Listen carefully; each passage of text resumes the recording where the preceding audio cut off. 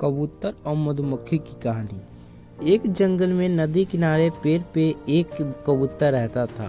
उस पेड़ के आसपास कई रंग बिरंगे फूले खिले हुए थे।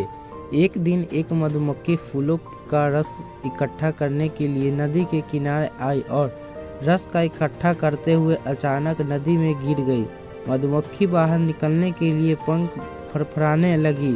नदी गहरी थी, लाख कोशिश के बावजूद मधुमक्खी बाहर नहीं निकल पाई। पास ही पेड़ पर बैठा कबूतर यह सारा दृश्य देख रहा था। उसे मधुमक्खी पर दया आई और उसने झट से पेड़ का एक पत्ता तोड़कर पानी में डाल दिया। मधुमक्खी पत्ते पर चढ़ गई और पत्ते में बैठे बैठे नदी के किनारे पर सुरक्षित पहुंच गई। उसने अपना जीवन बचाने के लिए कबूतर को धन्यवाद दिया और उसे वचन दिया कि जब भी अवसर आएगा वह उसके उपकार का बदला अवश्य चुकाएगी। कुछ दिन बीत गए। एक दिन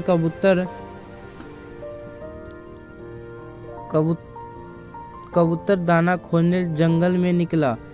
दिन भर दाना खोजने के बाद वह एक पेड़ पर सुस्ताने बैठा। वह इस बात पर अनियज्ञ था कि एक शिकारी उस पर तीर कमाना से निशान साध रहा है। उसी पेड़ पर मधुमक्खी का छत्ता था। मधुमक्खी की दृष्टि शिकारी पर पड़ गई और वह भाप गई कि शिकारी कबूतर का शिकार करने वाला है। बिना समय गवाए उसने अपनी साथी मधुमक्खियों के साथ मिलकर शिकारी पर धावा कर दिया और उसे डंक मारने लगी। शिकारी तीर कमान छोड़कर भाग गई। इस प्रकार मधुमक्खी ने कबूतर का उपकार का बदला चुकाया। कबूतर मधुमक्खी की मदद पर बहुत खुश था।